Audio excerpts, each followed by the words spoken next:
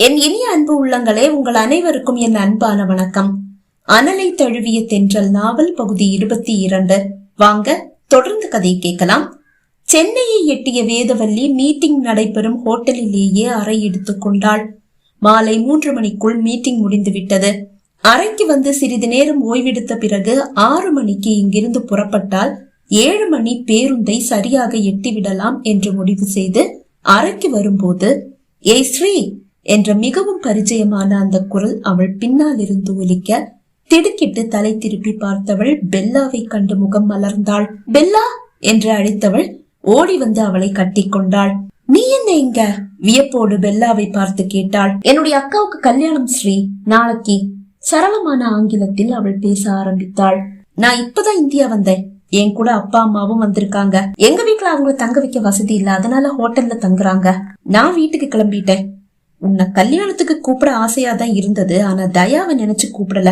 பார்த்தா நீயே சென்னையில இருக்க, அப்படின்னா கண்டிப்பா கல்யாணத்துக்கு வர. ஐயோ அது முடியாது என்றவள் நடந்ததை கூற, அதனால என்ன, நீ சென்னையில இருந்தாதானே பிரச்சனை. கல்யாணம் சென்னையில கிடையாது, ஆவடியில நடக்குது. எங்க அப்பா அம்மாவோட சொந்த ஊர் ஆவடிதான். மாப்பிள்ள கூட எங்க அத்தை பையன்தான், அவரும் ஆவடிதான். அதனால ஊர்லயே கல்யாணத்தை வச்சுக்கலான்னு முடிவு பண்ணிட்டாங்க. காலையில 10 மணிக்குதான் முகூர்த்தம். இங்க இருந்து காலையில 6 மணிக்கு கிளம்புறோம். கல்யாணம் முடிஞ்சு ஒரு நாள் நீ அங்கேயே தங்கிட்டு மறுநாள் கிளம்பு. இதுல எந்த பிரச்சனையும் வராதுல்ல. பெல்லா கூற சரிதான் என்று நினைத்தவள், 6 வருடங்களுக்கு பிறகு நேரில் சந்திக்கும் தோழியோடு ஒரு நாள் செலவிடுவது ஒரு ஆனந்தம் தானே. இது போன்ற ஒரு வாய்ப்பு இனி அமையவா போகிறது என்று நினைத்து சரி என்றாள். பெல்லா வீட்டிற்கு செல்லவும் இல்லை. வேதாவோடு அவள் அறையிலேயே தங்கிக் கொண்டாள். தோழிகளுக்கு விடிய விடிய பேச 1000 கதைகள் இருந்தன. மறுநாள் காலை 6 மணிக்கு அறையை காலி செய்துவிட்டு பெல்லாவோடு புறப்படும் போது, தான் வேந்தன் தயாநிதியை தேடி செல்கிறோம் என்று அவள் அறியவில்லை. ஆவடியில் அவர்களது தாத்தா வீட்டில் வைத்துதான் திருமணம் நடக்கிறது. திருமண வீடு களை கட்டி இருந்தது. பெல்லாவை கண்டதும் தாத்தா பாட்டி அவளை கட்டி பிடித்து அழ ஆரம்பித்து விட்டனர். உன்னை இப்பதான் நாங்க நேர்ல பாக்குறோம். உங்க அப்பாவும் அம்மாவும் காதலிச்சு கல்யாணம் பண்ணிக்கிட்டாங்க. அந்த கோபத்துல நாங்க வீட்லயும் சேர்த்துக்கல, ஊர்லயும் சேர்த்துக்கல. அதனாலதான் அவங்க சென்னையில போய் பொழப்ப நடத்த வேண்டியதா இருந்தது. வறுமையில வாடினதாலதான் உன்னை அவங்க தத்து கொடுத்தாங்க. உன்னை உங்க அப்பா அம்மா பிரிய, நீ அவங்கள பிரிய நாங்க தான் காரணம் என்று கூறிய அழ, என்னுடைய அப்பா அம்மாவும் சரி, என்னை வளர்த்த அப்பா அம்மாவும் சரி, எனக்கு நல்ல ஒரு வாழ்க்கையை தான் கொடுத்திருக்காங்க. அதுல எனக்கு எந்த வருத்தமும் இல்ல. நான் ரொம்ப சந்தோஷமா இருக்கேன் என்று கூறி தாத்தா பாட்டியின் வேதனைக்கும் அவர்களது அழுகைக்கும் முற்றுப்புள்ளி வைத்தாள். அவர்களது கண்ணீரை கண்டு வேதாவின் விழி கூட நிறைந்து விட்டது. அருகில் இருக்கும் திருமண மண்டபத்தில் தான் திருமணம் நடக்கவிருக்கிறது. சரியாக 9:45 ஆன போது மணமகளோடு மணமகளின் வீட்டார் மண்டபத்தை எட்டிவிட்டனர். பெல்லாவின் கரத்தை பிடித்துக் கொண்டு வேதவல்லியும் மண்டபத்திற்குள் நுழைந்தாள். மணமகனின் தோழர்களின் கூட்டத்தில் வேந்தனும் தயாநிதியும் இருப்பதை வேதா கவனிக்கவில்லை. திருமணம் முடிந்து விருந்தும் ஆரம்பமானது. தங்கள் நண்பர்களோடு அமர்ந்து பேசி சிரித்தபடியே உணவை முடித்துக் கொண்டு வேந்தனும் தயாவும் எழுந்து கொண்டனர். மணமகனிடம் விடை பெற்று இருவரும் வாசலுக்கு வரும்போதுதான் கலகலவென சிரித்து பேசிக் கொண்டிருக்கும் அந்த இளம் பெண்களை கவனித்தனர். தயா, நான் உள்ள வீட்டுல விட்டுட்டு போகட்டுமா? வேந்தன் கேட்டான். இல்லடா, இங்க இருந்து சென்னைக்கு போற ஒரு ஃப்ரெண்ட் இருக்கான். அவன் பைக்ல தான் வந்திருக்கான், நான் அவன் கூடவே போயிடுறேன் என்று கூறும்போதுதான் தங்களுக்கு முதுகை காட்டி நிற்கும் அந்த பெண்ணை தயாநிதியும் வேந்தனும் கவனித்தனர். அது வேதவல்லி என்று அறிந்ததும் வேந்தனுக்கு பகீர் என்றாகிவிட்டது. அவன் தன் ஓர பார்வையை தயா மீது வீசினான். அவன் விழிகள் கூட வேதவல்லியின் மீதுதான் இருக்கிறது. அது வேதவல்லி தானா என்ற சந்தேகம் அவனுக்கு என்பது புரிந்தது. அப்போதுதான் அவர்களோடு பெல்லா வந்து இணைந்தாள். பெல்லாவை கண்டதும் அது ஸ்ரீதான் என்று முடிவே செய்து விட்டான் தயா. சட்டென்று அவன் வேதவல்லியை நோக்கி நகர, சட்டென்று அவன் கரத்தை பிடித்த வேந்தன், டேய், உனக்கு ஒரு சர்ப்ரைஸ். என்னுடைய வருங்கால மனைவி கூட இந்த கல்யாணத்துக்கு வந்திருக்கா. நான் உனக்கு அவளை அறிமுகப்படுத்தி வைக்கிறேன் என்று கூற, உன்னுடைய வருங்கால மனைவியா? எங்க? உற்சாகமற்றவனாக கேட்டான். வா, அறிமுகப்படுத்துறேன் என்றவன் அவனோடு வேதவல்லியின் அருகில் வந்தான். அவளை நெருங்க நெருங்க தயாநிதியின் முகத்தில் இருள் சூழ்வதை வேந்தன் கண்டான். வேதவல்லியை நெருங்கிவிட்ட வேந்தன் வேதா என்று அழைத்தான். அதிர்ந்து திரும்பிய வேதவல்லி வேந்தனையும் அவனோடு நிற்கும் தயாநிதியையும் கண்டு நடுங்கினாள்.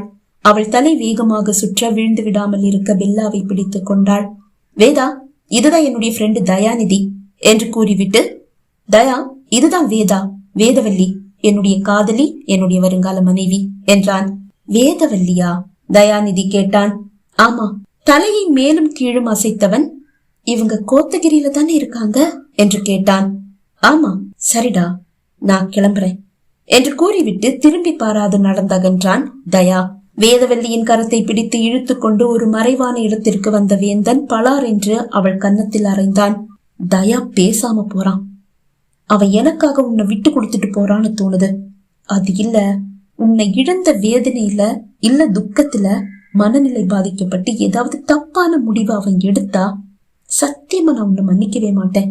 நீ ஒரு நாளும் எனக்கு மனைவி ஆகவே முடியாது என்று கூறிவிட்டு அங்கிருந்து சென்றான். அந்த நிகழ்வுக்கு பின் வேந்தன் வேதாவை அழைக்கவில்லை. அவள் அழைத்தாலும் அழைப்பை ஏற்கவில்லை.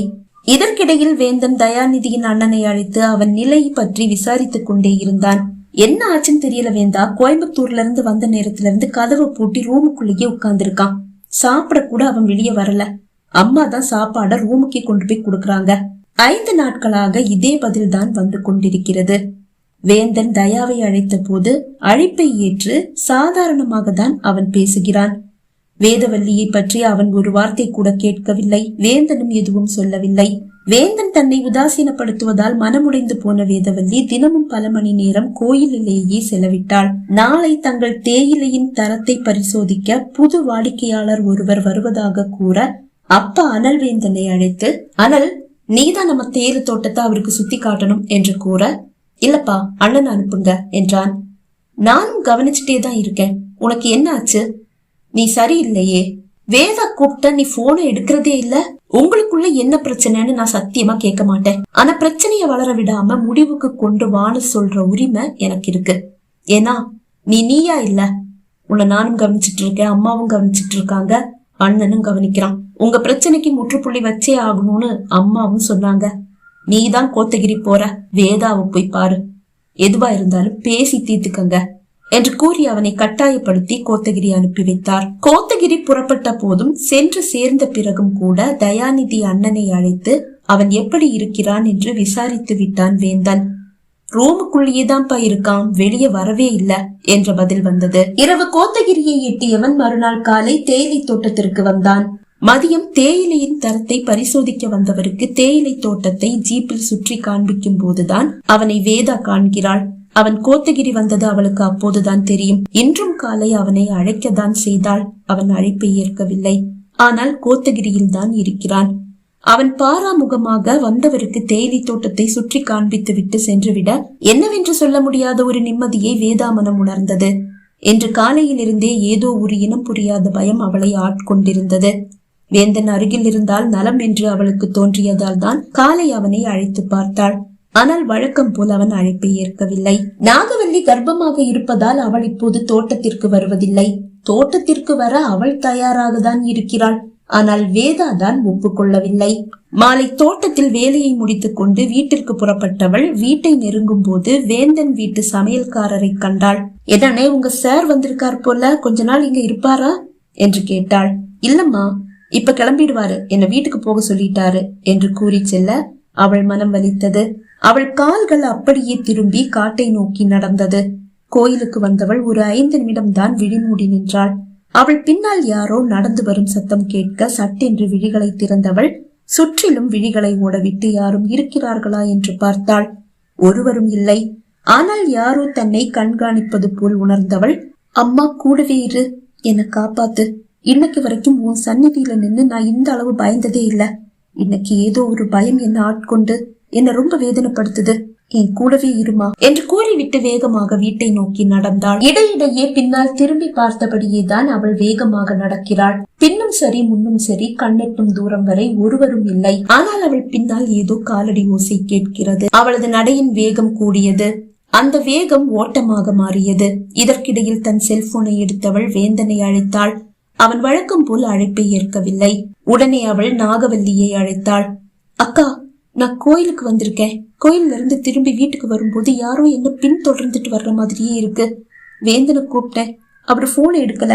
நான் அவருடைய நம்பரை உன்னுடைய வாட்ஸ்அப்புக்கு அனுப்பியிருக்கேன். நீ முதல்ல அவருக்கு போன் பண்ணி இந்த விஷயத்த சொல்லு, சீக்கிரமா இங்க வர சொல்லுக்கா என்று கூறி அழைப்பை துண்டிக்கும் போது தன் முன் திடீரென வந்து நின்ற தயாவை கண்டு அவள் கையில் இருந்த செல்போன் நழுவி கீழே விழுந்தது. அவள் ஓட முயல ஒரே தாவில் எட்டி அவளை பிடித்தவன் அவளை அப்படியே கீழே சாய்த்து அவளை முத்தமிடவும் கட்டி அணைக்கவும் முயன்றான். தயா, நான் வேந்தனுக்கு மனைவியாக போறேன், பிளீஸ் என்ன எதுவும் பண்ணிடாத என்று கூறி கத்தினாள். ஆமடி, முன்னாடி எவனையோ ஒருத்தனை காதலிக்கிறதா சொன்ன, இப்ப என்னுடைய வேந்தனை பார்த்ததும் அவங்கிட்ட மயங்கிட்டியா? உன்னை என்னால என்னுடைய வேந்தனுடைய மனைவியா ஒரு நாளும் பார்க்க முடியாதுடி. ஒண்ணு நீ எனக்கு மனைவியா வாழணும், இல்ல எனக்கும் கிடைக்க கூடாது, வேந்தனுக்கும் நீ கிடைக்க வேண்டாம். அன்னைக்கு வேற ஒருத்தனையும் இன்னைக்கு வேந்தனையும் காதலிக்கல, அன்னைக்கும் இன்னைக்கும் நான் காதலிச்சது வேந்தனை மட்டும்தான் என்று அவள் கூற, யார் காதலடி பூ சுத்த பாக்குற? என் வேந்தனுக்கு நீ தேவையில்லை, நீ எனக்கு மனைவியாயிரு, அது போதும் என்று கூறியவன் அவளை அடைய முயல அவனை பிடித்து ஒரு தள்ளு தள்ளி விட்டு எழுந்து ஓட ஆரம்பித்தாள். இதற்கிடையில் நாகவல்லி வேந்தனை அழைத்தாள். புது எண்ணிலிருந்து அழைப்பு வர கோயம்புத்தூர் புறப்பட்டு விட்டவன் அழைப்பை ஏற்றான். ஹலோ என்று அவன் கூறவும், வேந்தன், நான் நாகவல்லி பேசுறேன். வேதா கோயிலுக்கு போயிருக்கா, திரும்பி வீட்டுக்கு வரும்போது அவளை யாரும் பின்தொடர்ந்து வர்ற மாதிரி தோணுதான், கொஞ்சம் போய் பாக்குறீங்களா? அவர் வீட்டுல இல்லன்னா நான் அவரை அனுப்பி இருப்பேன், என்னாலையும் ஓடி போய் பார்க்க முடியாது, அப்படி ஒரு நிலைமையில நான் இல்ல என்றாள். சரி, நான் பாக்குறேன் என்றவன் அழைப்பை துண்டித்து விட்டு, என்னை ஏமாத்த உன்னுடைய அக்காவையே தூது அனுப்புறியா? இதெல்லாம் உன்னுடைய நாடகம் எனக்கு தெரியும் என்று கூறிவிட்டு காரை முன்னோக்கி செலுத்தினான். வனப்பகுதியை எட்டும் போது ஒரு நெருடல். காரை நிறுத்திவிட்டு இறங்க தயாரானவன் வெளியே எடுத்து வைத்த காலை அப்படியே இழுத்து கொண்டான். கதவையும் இழுத்து சாத்தும் போது வேந்தன் என்று வேதா உறக்க கத்துவது அவன் செவியை எட்டியது. காரின் கதவை அப்படியே திறந்து கொண்டு இறங்கியவன் மீண்டும் அவளது அழுகை கலந்த குரலை கேட்டு குரல் வந்த திசையை நோக்கி ஓடினான். தயா, என்னை விட்டுடு, நீ என்னை ஏதாவது செஞ்சுட்டா நான் சத்தியமா உயிரோடு இருக்கவே மாட்டேன் என்று உறக்க கத்தும் வேதாவின் குரலை கேட்டு ஆடி போனான் வேந்தன். தயாவா? இன்னைக்கு காலையில போன் பண்ணும்போது கூட அவன் வீட்டுல இருக்கான், ரூம பூட்டிட்டு உள்ள இருக்கான்னு அவனுடைய அண்ணன் சொன்னானே, அவ எப்படி இங்க? குரல் வந்த திசையை நோக்கி இன்னும் வேகமாக ஓடினான் வேந்தன். அதோ வேதவல்லி, அவளை கட்டி அணைக்க முயல்கிறான் தயாநிதி. நீ என்னுடைய வேந்தனுக்கு மனைவி ஆக கூடாது, அதை என்னால அனுமதிக்க முடியாது. அவன் இடத்துல வேற எவனாவதா இருந்திருந்தா அவனை கொன்னிருப்பேன், ஆனா அவனை என்னால எதுவும் செய்ய முடியாது. அவனை நான் அந்த அளவு நேசிக்கிறேன், அவன் எனக்கு அவ்வளவு பண்ணியிருக்கான். நீ என்ன கட்டிக்க ஸ்ரீ, இல்லையா எனக்கு சொந்தமாயிட்டு இந்த உலகத்தை விட்டே போடி என்றவன் ஆவேசமாக அவளை தரையில் தள்ளி அவள் மீது படர முயல, தயா என்று கத்தினான் வேந்தன். வேந்தனின் குரலை கேட்டு அதிர்ந்து திரும்பிய தயாநிதி, வேந்தன், நீ எப்படி இங்க என்று கேட்டான். எழுந்து ஓடி வந்த வேதா அவனை கட்டி கொண்டு அழ, அவளை தன்னிடம் இருந்து அகற்றிய வேந்தன், இவளை நான் கட்டிக்க கூடாது அவ்வளவுதானே? ஆமா, சரி, நான் இவளை கட்டிக்கல, உனக்காக கட்டிக்கல, அதே மாதிரிதான் நீ இவளை இனிமே தொல்லை பண்ண கூடாது எனக்காக. கண்டிப்பா நீ இவளை கட்டிக்காட்டி எனக்கு இவ வேண்டாம், நம்ம 2 பேருக்குமே இவ வேண்டாம், இவ வேற எவனையாவது கட்டிக்கிட்டும், நமக்கு வேண்டாம், நான் இவளை விட்டுடுறேன், சரிவா போலாம் என்று கூறியவன் அவன் அருகில் வந்து அவன் கரத்தை பிடித்து அழைத்து சென்றான். அருகில் இருந்த மரத்தின் மீது சாய்ந்து நின்ற வேதா சத்தமில்லாமல் அழுதாள். பகுதி 22 நிறைவடைந்தது. பகுதி 23 உங்களை சந்திக்கும் வரை விடைபெறுகிறேன். நன்றி, வணக்கம்.